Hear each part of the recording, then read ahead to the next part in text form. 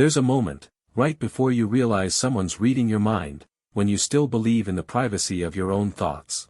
It's a soft lie we all carry. Like the belief that a closed door guarantees silence, or that an unlocked phone will still be left untouched. I lost that belief today. It started with a ping. Old Ivy crew lit up on my phone while I was making coffee. Just the usual check-in group chat. Me, Jordan, Lex, and Devin. High school holdovers, stitched together by nostalgia and the pathetic inertia of adulthood. I stirred my coffee and opened the thread expecting sports takes or memes. But it wasn't that. Jordan, Claire said you changed your mind about the divorce. She told me last night. Thought you'd at least tell me first. The mug slipped from my hand and shattered across the kitchen tiles. I didn't reply. Couldn't. I just stared at the words like they were evidence in a trial I didn't know I was on trial for. I never said anything to Claire about the divorce. I'd only thought about it. Over and over. Every night when she curled into bed beside me without a word. Every morning when her eyes found mine and there was no warmth, only that awful, glacial calm. Every time I walked past the drawer with the papers in it, unsigned, but ready. I'd planned to bring it up this week. I even had a line rehearsed. Claire, I think we need to talk about where this marriage is going. Lame. Stupidly soft. But better than nothing. I'd never spoken it aloud. Never written it. Not even a draft email or a whisper to Jordan. Just, private, internal certainty. So how the hell did she know? I stood in the mess of ceramic and spilled coffee and tried to replay every step of my week. Had I talked in my sleep? Left the paperwork out? No, I'd kept it tucked between two old notebooks in the den, my den, the one space she never entered. Unless. I walked there now, half in a daze. My socks soaked in cold coffee. The air in the apartment was too still. Claire was out. Said she was visiting her sister. I never knew if that was true, but I'd long stopped checking. I opened the drawer, pulled out the top two notebooks. The envelope was gone. My chest tightened, not just with fear, but something worse, confirmation. She knew. Somehow, some way, Claire had known what I was thinking. And she'd acted on it. I sat down at the desk, staring at the spot where the papers should have been. The silence roared around me. My mind was spiraling, thought after thought tumbling like dominoes. Claire. Jordan. The way she always cut me off mid-sentence, finished my thoughts before I'd even voiced them. The way she always knew what I wanted, before I wanted it. At first, I thought it was intuition. A kind of hyper-awareness. She was brilliant like that. Observant. Calculating. The kind of woman who noticed everything, tone, body language, hesitation. It was seductive, once. But this was something else. This was invasive. The front door clicked open. I froze. Her footsteps were soft, controlled. The kind that announce themselves just enough not to scare you, but never loud enough to be caught unawares. She appeared in the doorway, her dark hair damp from the rain outside, umbrella folded neatly under one arm. You dropped your mug, she said. I nodded, still seated. My heart raced. She glanced at the drawer. Then at me. I moved the divorce papers. My blood turned to static. She didn't smile. She never did when she wanted something. Her voice was flat, her expression neutral, but her eyes, those eyes, were always 10 steps ahead. You've been thinking about it a lot, she said. 4 weeks, actually. I just thought, if you sat with it a little longer, you might come around. I stood up too quickly. The chair behind me scraped loud against the floor. Claire, how? She tilted her head. How what? How do you know? She took a step forward, and for the first time since I'd known her, I saw it. The crack in the mask. You think too loud, she said simply. I blinked. She turned, setting the umbrella against the wall. Then she walked past me into the kitchen, graceful and cold as ever. I didn't move. My thoughts screamed, scattered, and begged her to lie. From the kitchen, she called, relax. I didn't tell Jordan everything. Just that you were having doubts. He's been concerned. You should talk to him. He misses you. I wanted to scream. I wanted to run. But my mind was a prison, and she had the keys. There's something grotesque about being known too well. Not loved, not even understood. Just, known, your every flinch, your every doubt, dissected by someone who never had to ask. That's what life with Claire has become. A waking dream where privacy doesn't exist and silence can't protect me. She's always watching. Always listening. Always reading. And I don't know when it started.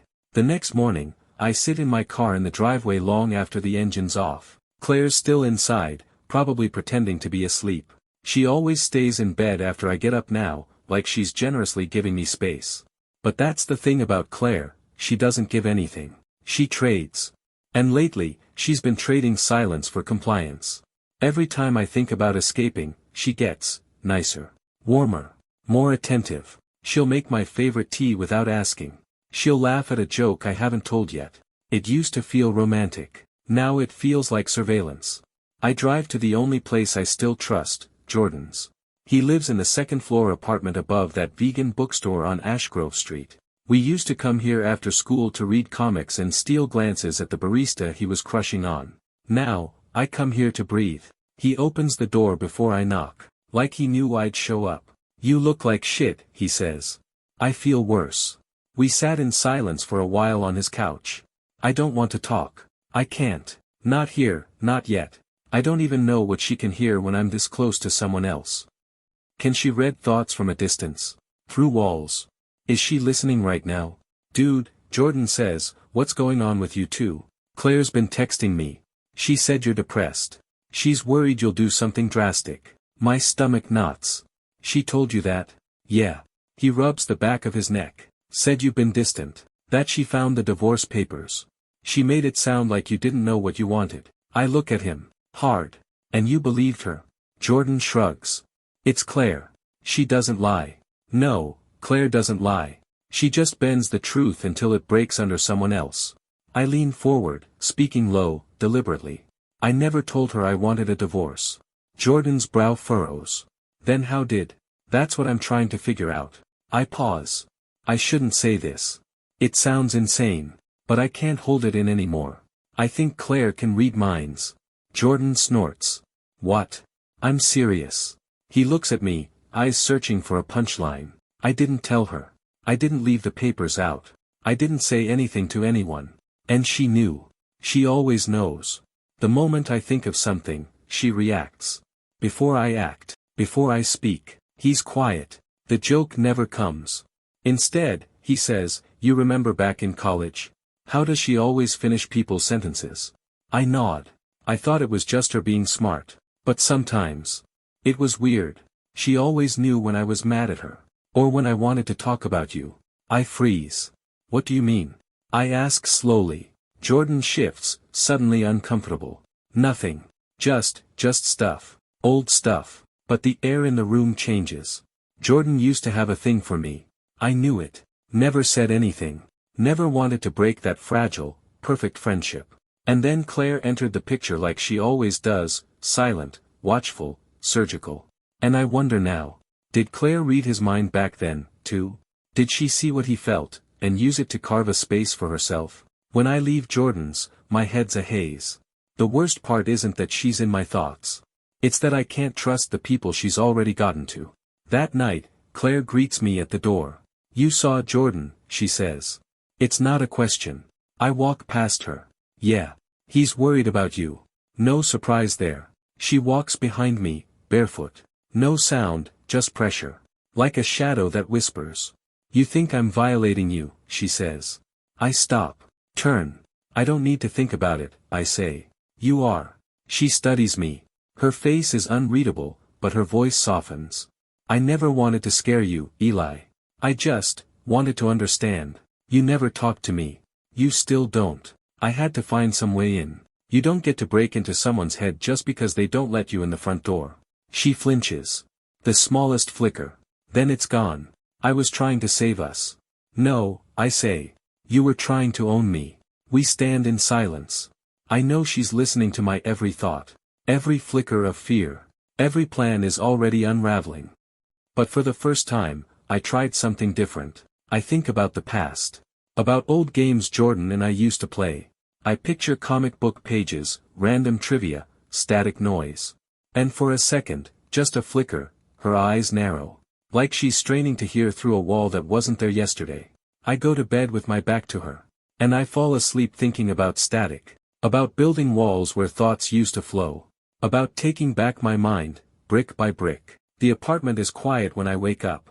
Not peaceful, never peaceful. Just quiet in that clinical, sterile way hospitals and interrogation rooms are. Too clean. Too still. The kind of quiet that feels like it's waiting to pounce. Claire's not in bed beside me. But she's never far. She's always waiting. Or watching. Or listening. I sit up slowly, like sudden movement might trigger her somehow, might give away something I didn't even know I was thinking. I used to love this place. The south-facing windows, the little reading nook in the corner.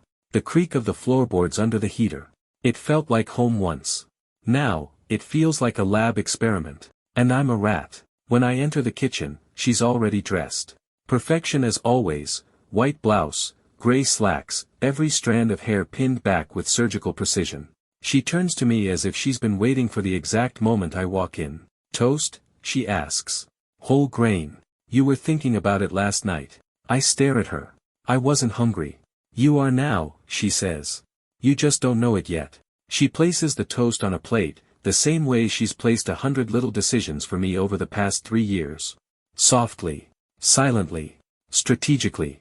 Until one day I stopped choosing altogether and started drifting. That's what she does best. She doesn't take control. She makes you give it up willingly.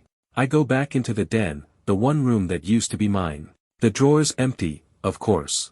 No divorce papers. No notebooks.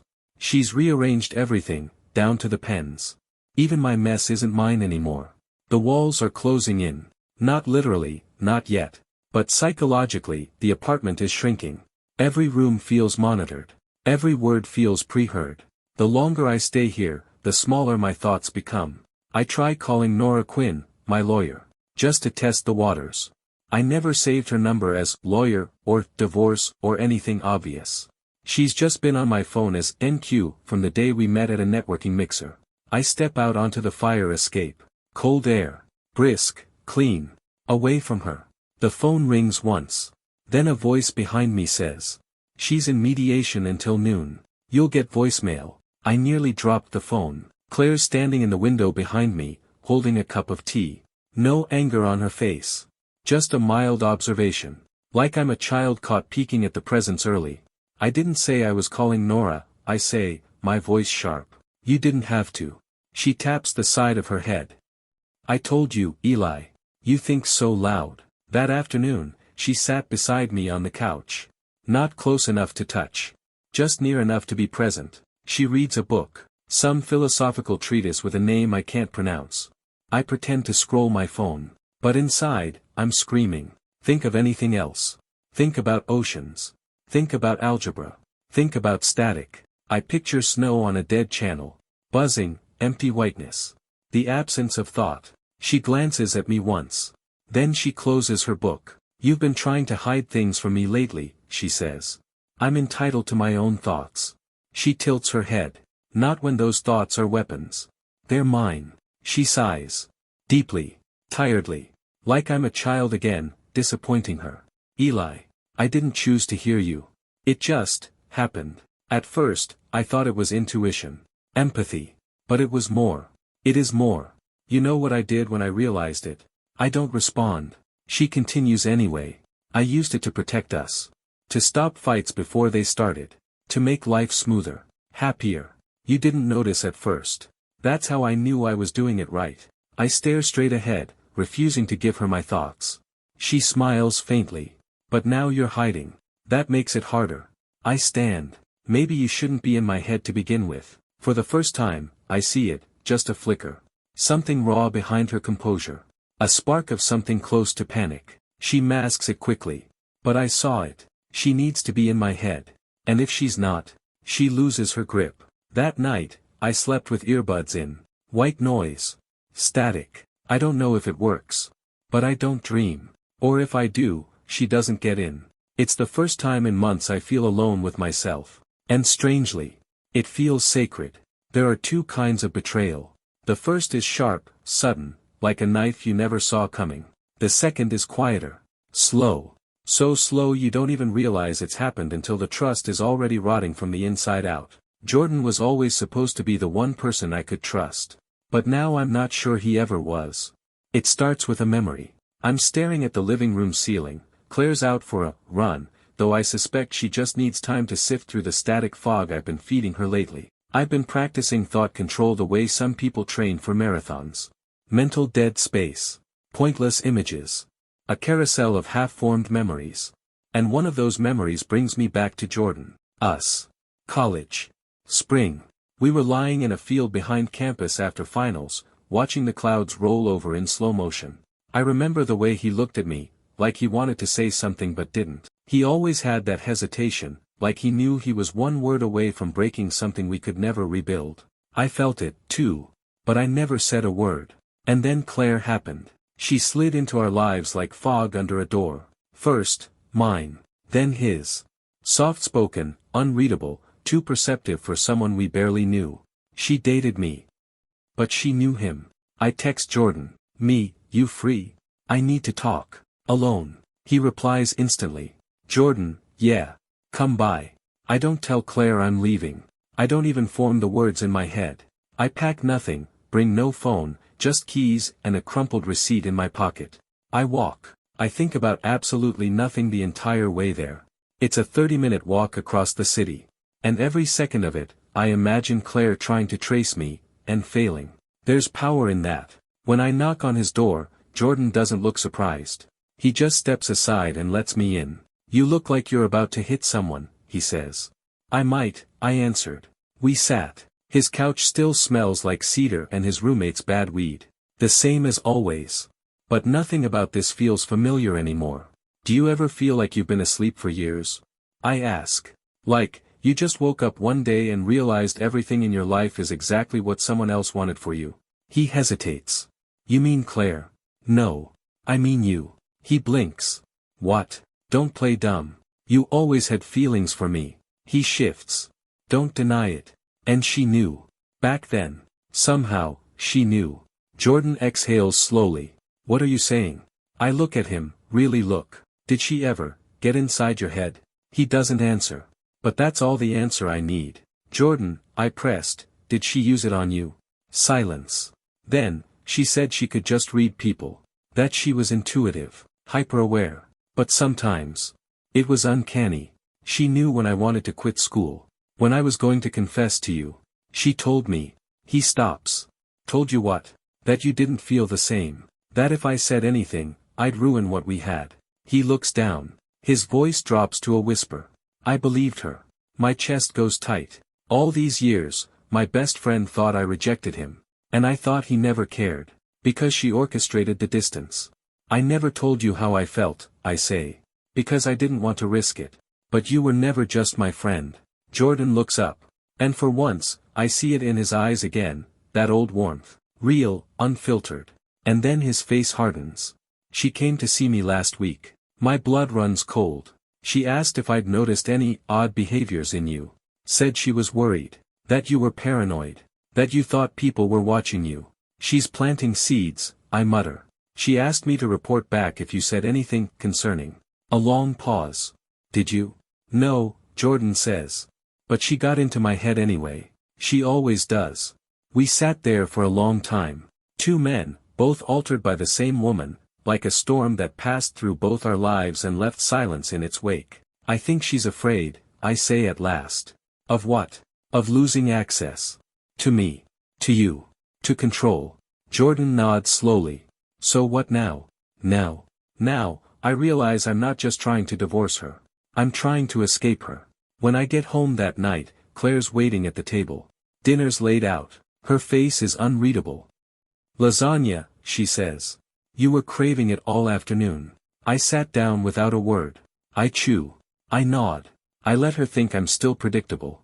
She smiles. And for the first time, I lie to her in my head. Loudly. On purpose. I picture calling my lawyer again. Packing a bag. Running. I imagine it in vivid, glorious detail. She narrows her eyes, just slightly. But she says nothing. I go to bed thinking about Jordan's face. About the words we never said. The connection she tried to erase. And I fall asleep whispering static behind my eyes. Because the game has changed. Now she's not the only one who can weaponize thought. Every mind has a locked drawer. A place you don't even let yourself go, where thoughts are half-formed and raw, still too dangerous to name. I used to think mine was safe, that even with her reading me, there were pieces of myself too chaotic to be decoded. But now, I'm not so sure. Not after what I found today. It starts with a headache, not a normal one. A pressure, like someone trying to press into my skull from the outside. Claire's been getting frustrated. She doesn't say it outright. She never does. But her smiles are tighter. Her silences stretch longer. And lately, she touches me more, not out of affection, but as if proximity helps her listen. Whatever game I'm playing, she's losing signal. Which means I must be doing something right. I go to the den after she leaves for yoga, one of her rare rituals away from me. I've learned to track the small windows of her absence. They're unpredictable, but when they come, I move fast. I slid open the desk drawer she rearranged. Everything looks normal, pens aligned, no clutter, no notes. But something's off. I can feel it in the way the bottom panel of the drawer sits just slightly crooked. I press on it. It clicks. A false bottom. My pulse surges. Beneath it, wrapped in black string, is a leather-bound journal. I don't remember ever seeing it before. It isn't mine. But the moment I open it, I realize exactly whose it is. Claire's handwriting fills every page. Not journal entries. Not love letters. Not even poetry. Thoughts. Mine. August 3rd. He's thinking about Jordan again. Regret. Curiosity. Resentment. I should remind him how far they've grown apart. August 11th. He's hiding something in the drawer. Probably the papers. I'll move them when he's at Jordan's. September 2nd. He's practicing noise, static, fake memories. It's clever. But I can still feel the tension under it. I'll give it time. Page after page. No guesses. Not interpretations. Transcriptions. She's been logging my thoughts like a scientist monitoring a test subject. I close the journal slowly. My hands shake, but not from fear. From clarity. She's not just listening. She's dependent on it. My silence doesn't just threaten her control, it threatens her identity. I don't make a sound as I slip the journal into my coat and return the false bottom like nothing ever happened. When she comes home, I'm on the couch. Smiling. She tilts her head. Suspicious. Her eyes flick over my face like a scanner. But I'm not broadcasting. I'm thinking about lemon trees. Random. Innocent. Useless. Her frown deepens. Something wrong? She asks. Not a thing, I say, sipping tea she made. It tastes like freedom. That night, I read more from the journal. March 7th. He thought about leaving the apartment today, but changed his mind. I added his favorite soup to the grocery list. Reinforced the comfort. April 18th. He wonders what I was like before him. I'll show him photos from high school, soften the mystery. There's one entry that hits harder than all the rest. January 24th. He thought, do I still love her? I didn't listen to the answer. I think I already know. The next morning, I tested a theory. I set the journal on the kitchen table. Right out in the open. She walks in, robe tied, tea steaming in her hand. She sees it immediately. Her face doesn't move. But her fingers clench just once around the handle of the mug. I found your notes, I say. I was documenting patterns, she answers flatly. You were dissecting me. She places the tea down gently. Her tone never changes. I was trying to understand what you wouldn't say. If I waited for you to open up, I'd be waiting forever. Maybe I didn't open up because I knew you were already inside. Silence stretches. I don't look away. For the first time, neither does she. I want my mind back, I say. You'd rather I be ignorant? She asks, voice low. Rather I guess, assume, and hurt you without meaning to. I'd rather you leave. Claire doesn't flinch. Instead, she smiles, faint, but real. I see, she says. Then I'll have to find new ways in. When she leaves the room, I finally let the fear in. Because the journal didn't shake her. It focused her. You don't win wars by shouting. You win them in whispers. And for the first time in 3 years, I've started whispering back. Claire thinks she still owns me. She walks around this apartment like the walls answer to her. Like every breath I take is part of a pre-written routine she curated the moment we signed the lease. But things are shifting now. She doesn't hear me like she used to. I've started feeding her static, sure. But it's not just noise anymore. It's a strategy. The journal is still hidden in my coat closet, tucked behind an old pair of hiking boots she never touches. I've been studying it, entry by entry, turning it into a roadmap of her patterns, her weaknesses. What she avoids. What she can't hear when the thoughts are masked behind strong emotions. It's not about thinking about nothing. It's about thinking too much, overwhelming, chaotic threads of noise she can't sort through. So I started experimenting. First test, I think about Jordan. Not passively. I lean into it, his hands, his laugh, the closeness we never acted on. I let the memory run wild, vivid and unfiltered. Claire walks past me while I sit on the couch, the TV on but muted. She pauses. But I don't say a word. Her jaw tightens. And she keeps walking. Interesting. That night, I dreamed of Jordan again. This time, I let myself feel it without shame. Claire's hand is on my chest when I wake up, but she's already turned away, pretending to sleep. The next morning, she's strangely quiet. She doesn't mention breakfast. I don't anticipate my routine. Don't ask where I'm going when I grab my keys. She's losing rhythm. She's off script. I met Jordan at the bookstore where we used to hang out. We don't talk much at first, just browse the shelves like we're kids again, avoiding eye contact, lost in pages we don't read. Then he breaks the silence. She's watching you, isn't she? She always is. You okay? No. But getting there, I say. He nods. You think she knows you're talking to me again? She suspects. Jordan hesitates. Then he reaches into his jacket and pulls out a small silver key. What's this? Storage locker, he says. I put something together. In case you decide to disappear. I stare at him. He doesn't smile. Don't joke. Clothes. Cash. A burner phone. A notebook she's never seen. Why? Because I believe you now, he says. And because I don't want to wait another 10 years to find out what we could have been. On the way home, I don't think about Jordan. I think about Claire, and how furious she'll be if she finds out I've gone dark. So I give her something else. I fill my head with garbage thoughts, fantasies about fleeing to the woods, joining a cult, starting a beekeeping commune. I think of raccoons in tuxedos. Flamingos on motorcycles. A dinner party hosted by my dead uncle and his taxidermied cat. Claire meets me at the door when I return. She's smiling, but her eyes are glassy. Unfocused. You're scattered today, she says, searching. Just tired, I lied. Long walk. Got lost in my head. She leans in, brushes a hand along my cheek. It's hard to hear you lately. Maybe I've run out of things to say. She laughs softly. But I can feel it. She's unsettled. That night, I lay awake as she slept beside me. The room is still. My mind is not. I picture the locker. The exit plan. The window she hasn't closed yet. And for the first time in months, I let myself think a thought that isn't tangled in fear or caution. A thought so clear, I almost say it aloud. You don't own me anymore, Claire. Claire stops pretending the moment she starts losing. Her precision falters. Her control slips. And like any predator denied its prey, she begins to lash out. Not with fists. Not with screams. Claire wages war the way only a telepath can, through reality itself. It begins with silence. Not the awkward kind. The kind that hums with intent. Every drawer I open, every breath I take, met with the kind of quiet that screams. She stops making tea. She stops laying out my clothes like some benign ritual. She stops looking at me like a husband. Now, she looks at me like a traitor. Like something to be corrected. The first strike is psychological.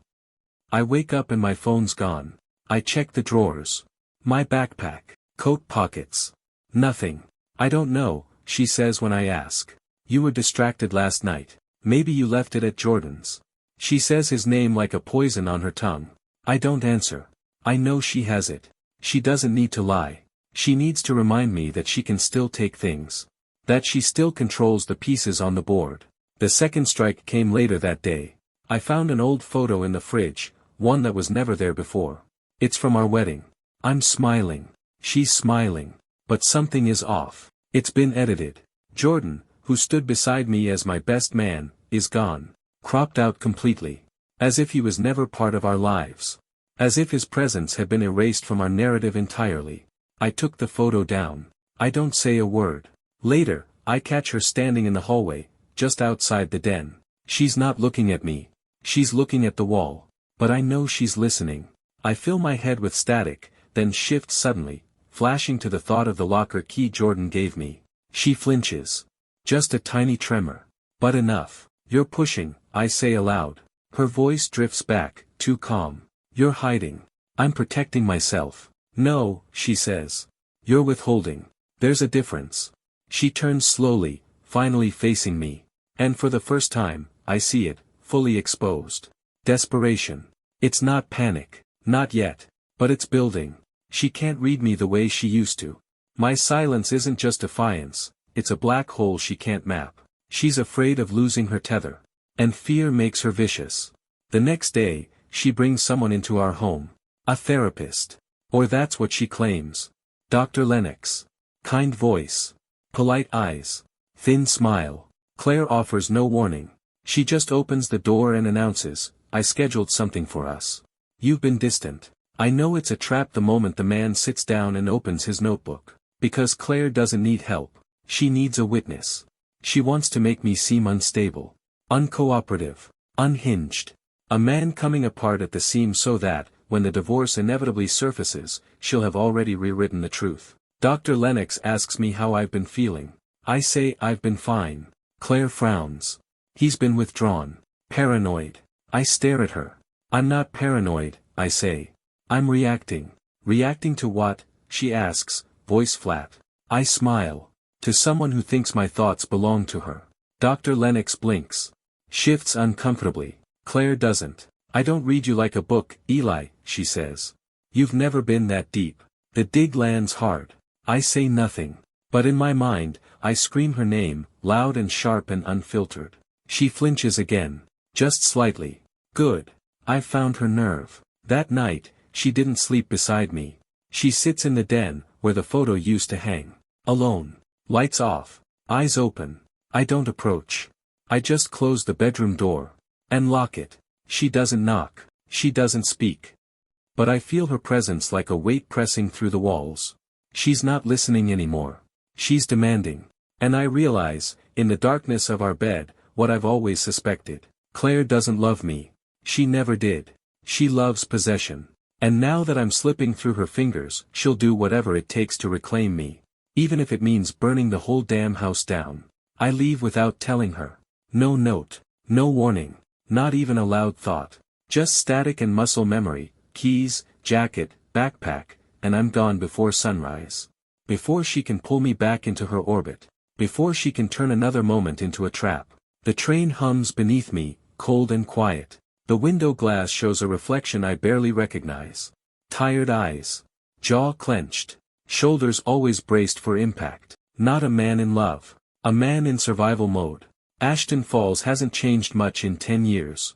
The streets still smell like pine and smoke. The bookstore with the crooked roof still stands at the corner of Main and Mulberry. Old men still drink coffee on porches that are one storm away from collapsing. Time hasn't moved here. Which is exactly why I came. This town existed before Claire. She can't rewrite this place. She can't redact its history. This town holds memories she hasn't touched. Yet. I walk past the creek Jordan and I used to bike to as kids. The place we first talked about leaving, about getting out. We had a deal, no matter where life took us, we'd never let anyone bury us in silence. He kept that promise. I didn't. Jordan meets me at the back of his childhood home, on the old swing set his parents never took down. We don't talk at first. Just sit, side by side, like we're 15 again, daring the world to come find us. Eventually, he breaks the silence. She called me, he says. My jaw tightens. What did she say? That you'd snapped. That you were hallucinating. Said she found you scribbling nonsense in a notebook. Thought you might hurt yourself. I laugh. Bitter. Did you believe her? I don't know. He kicks at the dirt with his boot. Part of me wanted to. It's easier than accepting the truth. I look at him. Which truth? That she didn't just manipulate you. She manipulated us. He hands me something. A shoebox. Taped shut, old. I recognize it instantly. It's from Claire's first visit to Ashton, back when we were still dating.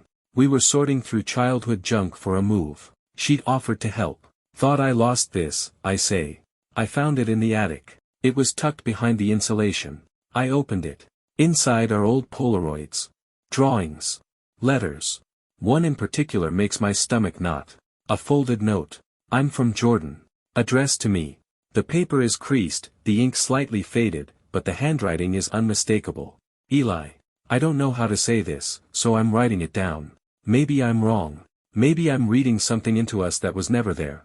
But if I'm not, if you ever feel it too, please don't shut me out. Please. J. I read it twice. Then a third time. I never got this. She took it, I said quietly. Jordan nods.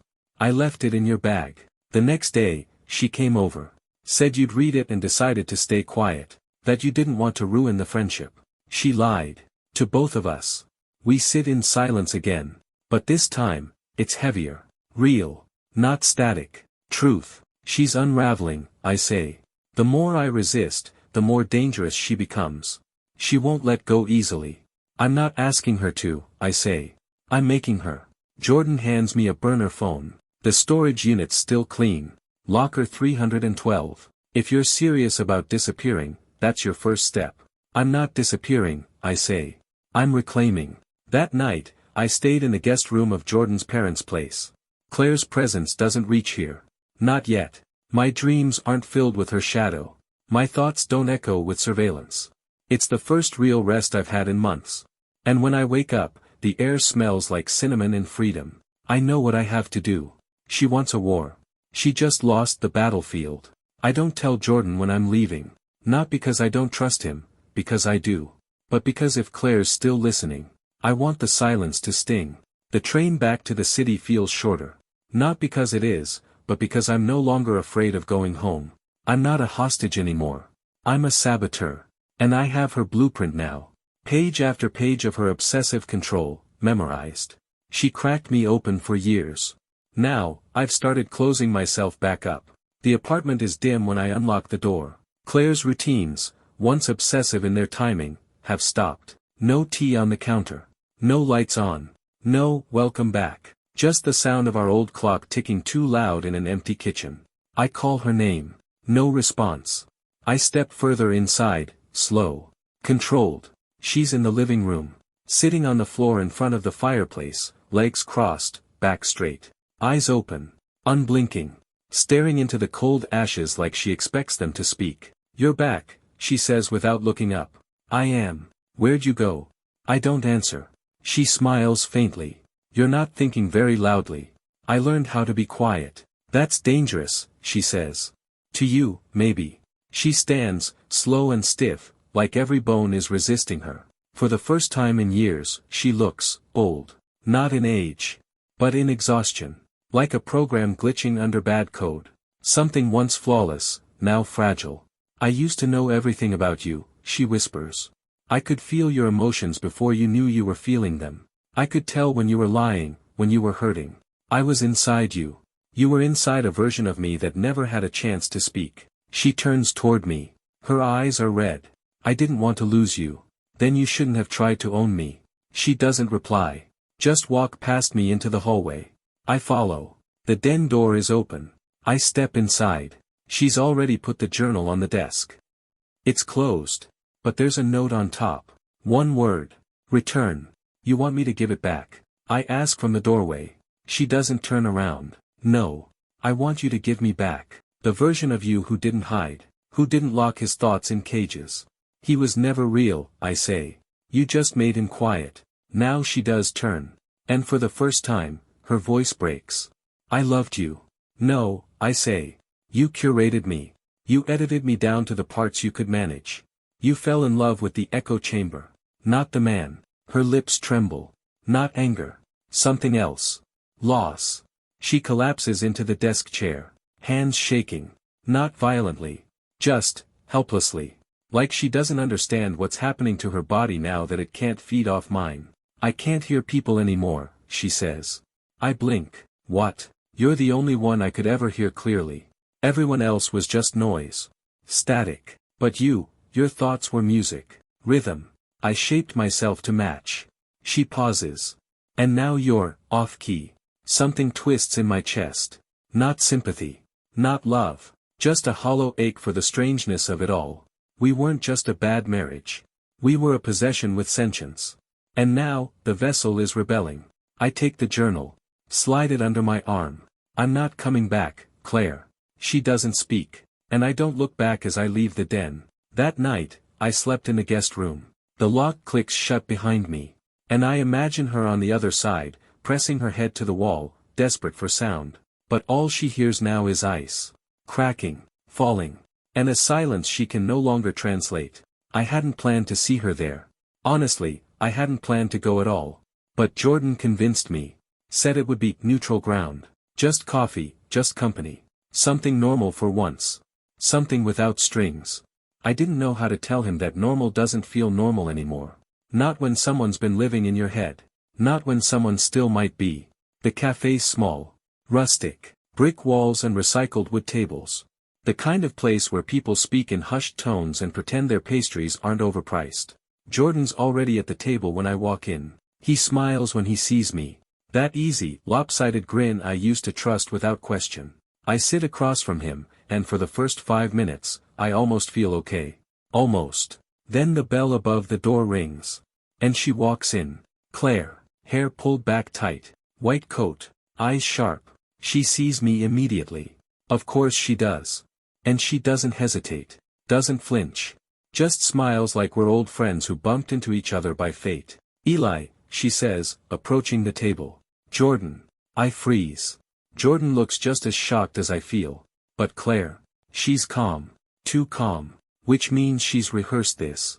This place is cute, she says, eyes flicking around. Didn't know you came here. She's not looking at Jordan when she says it. She's looking at me. Trying to read me. Trying to dig through my expression for meaning, for resistance, for guilt. But I've gotten better. I smile back. First time here, actually. Jordan clears his throat. Do you want to sit, Claire? She doesn't answer. Just pull out a chair and sit anyway. A queen retaking her throne. We sit in silence for a moment. 3 people, 1 invisible war. She reaches for the menu, casual. Effortless. I'll just grab a chamomile. You're still drinking black coffee, Eli. I say nothing. Because responding gives her oxygen. When the server comes by, Claire orders for all of us. Jordan shifts uncomfortably. I watch him, the way his foot bounces, the tight line of his jaw. He doesn't know what to do. He still hasn't seen this side of her unmasked. But he's about to. Because Claire finally sets the menu down and says, softly. Eli's been having a hard time. He's been disconnected. Claire, Jordan warns, but she keeps going. He's paranoid. Distant. He thinks I'm spying on him. That I'm in his head. She laughs. Lightly. Like it's funny. Like it's nothing. But I guess that's always been the problem, right? You don't want anyone too close. I lock eyes with her. And this time, I don't flinch. Don't confuse closeness with trespassing, I say. Calm. Measured. Loud enough for nearby tables to listen. Claire freezes. Just for a second. Then tilts her head, playing innocent. You're still holding on to that narrative? I lean in slightly. No. I'm holding on to my mind. And you're not in it anymore. The tension spreads across the table like spilled wine. Jordan doesn't look at either of us. Claire breathes through her nose, silent, calculated. But I see the twitch in her left eye. The crack in her armor. She thought this would go differently. She thought she could stage this moment, play the misunderstood wife, reel me back in with confusion and shame. But I'm not confused anymore. And shame only works on someone who still believes they're wrong. She stands suddenly. The chair scrapes loud against the tile. Well, she says, too lightly, I'll let you two catch up. Eli, your thoughts are safer than you think. She says it like a threat. Like a reminder. But all I hear is defeat. Because she's not sure anymore. When she leaves, Jordan lets out a long, slow breath. Jesus. She's slipping, I say. And the more I disappear from her version of me, the more desperate she becomes. You okay? I shake my head. No. But I'm getting there. I sip the coffee she ordered for me. It's wrong. Cream. Sugar. Everything I haven't touched in years. The drink tastes like her. Like control. Like someone rewriting you so slowly you forget you had a preference to begin with. I push it away. I need to go, I tell Jordan. There's something I have to do. As I leave the cafe, I don't look back. And for the first time, I don't wonder if she's still watching. Because whether she is or not, she doesn't know what's coming next.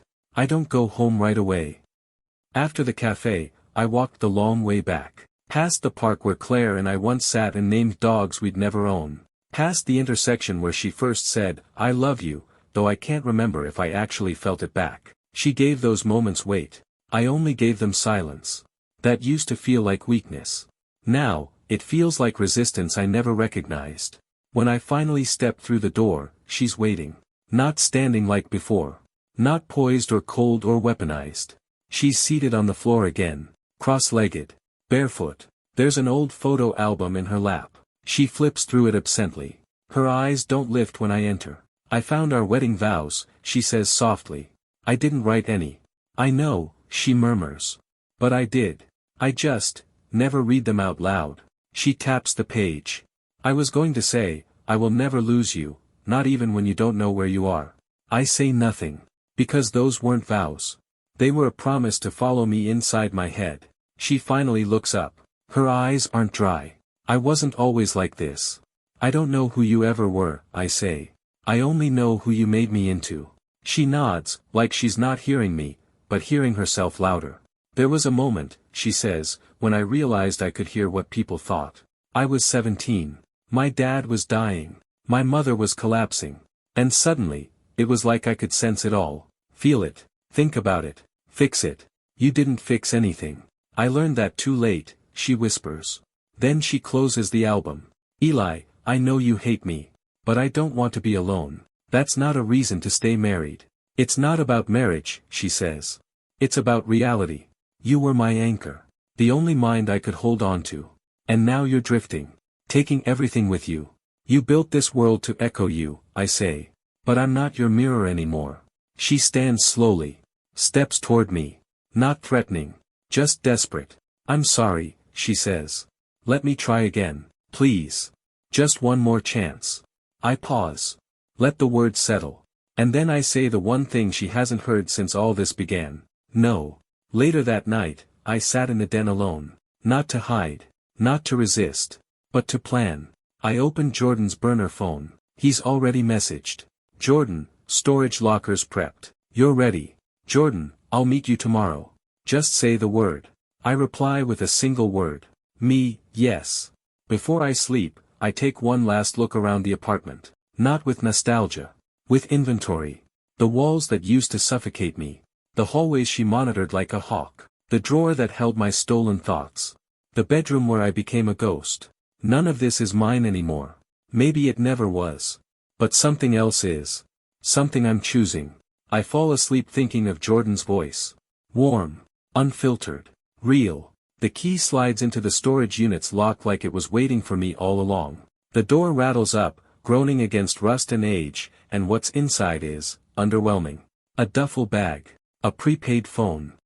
A worn denim jacket. One photo, me and Jordan at 17, holding up spray paint cans like we'd tagged the universe itself. No ceremony. No magic. Just proof that someone out there wanted me free. Jordan shows up 10 minutes later. He doesn't say anything when he sees me. Just nod. And that's enough. Together, we carry what little I need out to his car. He drives. I don't ask where. We end up in a quiet part of the city, near the edges. Not quite suburbs, not quite forgotten. Just quiet. An old brick building that used to be a school. Now converted into low-cost housing and artist lofts. Inside, there are people I don't know. Painters. Writers. A woman in her 60s who makes stained glass and hums jazz. A couple who teach yoga to kids who can't sit still. A man who plays cello in the stairwell, not for money, just for air. None of them ask me who I am. None of them ask where I've been. They don't need to know. Because I don't belong to a story she wrote anymore. Jordan helps me bring the bag upstairs. The loft is small, high ceilings, concrete floor, windows that breathe light instead of reflecting it back cold. No cameras. No ghosts. No one is reading over my shoulder. I set the bag down. That's all it takes. I'm here. Later, we sat on the roof. There's a small garden up here, mismatched chairs, planters full of wild mint and dying tomatoes. Jordan hands me a beer. I take it, and for a long time, we just listen to the wind scraping over the gravel. Then he says, "She won't stop, you know." I know. She might come after you. She already did. He looks at me. Long seriously. And I finally say what I've been carrying since the moment I stepped into this place. I'm not afraid of her anymore. We don't talk about ourselves. Not tonight. Maybe not tomorrow. But when our hands brush as we stand, neither of us pulls away. There's no script here. No manipulation. No one shaping the moment but us. That night, I slept with the window open. No locks. No cameras. No footsteps in the hallway. No thoughts that aren't my own. And when I dream, if I dream, it's of possibility, not escape. The loft smells like paint and rosemary. I've been here 3 weeks, maybe 4. I don't count anymore. I wake up with sun on my face instead of eyes on the back of my skull. I sleep with music playing. I cook meals I actually taste. I talk to people who don't expect anything from me, and when I speak, they listen without trying to extract anything from what I'm not saying. There's no performance here. No mental firewall. Just breathe. And space. Jordan drops by every other day. Sometimes we talk. Sometimes we just exist near each other, like two people relearning how to be seen instead of analyzed. He brings me fresh canvases. You used to sketch in the margins of everything, he says. Remember? I had forgotten. Now I remember. Now I draw again. Lines, shapes, people I've never met and probably never will. I put on music and let it move through me. My head is quiet. My thoughts are mine. One afternoon, I'm sketching in the stairwell when I hear it. A knock at the lobby door downstairs. 3 slow raps. Measured. Precise. I stand, the charcoal still in my hand, and look down through the railings. Claire. Standing in a white coat again, hair pinned up. No bag. No umbrella. Just her. As if her presence alone is enough to open the door. It's not. She doesn't see me until I descend halfway. Then she looks up. Her face is a mask, no tears, no collapse, not like before. But it's fragile now. Porcelain, not marble. I've come to talk, she says. You've come to repeat, I reply. I want closure. You want permission. She steps closer to the door. I don't hear you anymore, she says, quietly. I know. It's awful. No, I say, it's honest. She hesitates. Then, almost a whisper, I miss you. You miss access. That's not the same. Silence stretches between us. Then she does something I don't expect. She holds up something small. The journal. My stolen thoughts. The pages she archived, weaponized, and read like scripture. I came to return this. I don't move. I burned mine, I say. She flinches. But she nods. Good. Then, you loved me once. I know you did. I loved the version of myself you let me be, I say. But not the one you tried to create. She stands there a moment longer, as if waiting for me to invite her in. I don't. Eventually, she places the journal down on the threshold. Then walks away. No speech. No final plea. No cold smile. Just retreat. And it doesn't feel like victory. It feels like a release. Later that night, I picked up the journal. I don't open it. I toss it into the fireplace. It catches fast. Burns clean. Not a sound in the room. Just ash. And a life no longer recorded by someone else. Jordan finds me on the roof an hour later, sketchpad in my lap. Was that her? I nod. She's gone for good. Doesn't matter, I say. She's not here anymore. I tap my temple. He smiles. Then, are you ready for a new chapter? I nod. Flip the sketchpad to a blank page. Let's write it ourselves this time. There's a certain kind of silence that doesn't mean danger. It doesn't mean someone's watching you. It doesn't mean someone's listening in. It just is. And that's the kind of silence I wake up to now. Warm light through old glass. The low creak of the building shifted in the wind.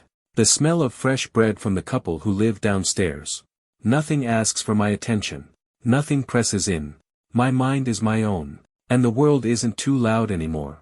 I sit at the window with my sketchpad in my lap. It's not empty. Not anymore.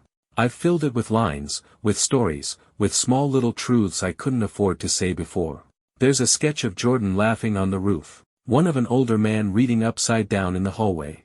Even one of myself, just a shadow, half-formed, stepping through a door. I haven't heard from Claire since the journal. There's no voicemail. No letter. No attempt to re-enter the space she used to dominate. And maybe she's still out there, trying to find someone else to orbit. Someone to become her mirror. But I'm not that man anymore. I never was. I walked down the hall to the community kitchen. Someone's left a note beside a tray of muffins. Take what you need. Leave what you can. It's not meant to be profound, but it lands like a sermon, because for the first time in my adult life, I have something to leave behind, not just escape, but my contribution. Later, I sit on the roof again, sketching while Jordan reads beside me. No pressure. No roles to perform. Just presence. He speaks without looking up. Have you ever thought about what she took from us? I nod. All the time. Do you hate her? I pause.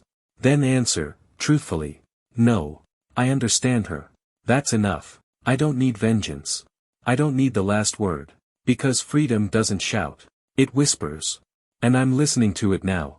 The sun lowers. The shadows stretch. I turn the page. Blank again. Another chapter. Another beginning. And this time, I'm the one writing it.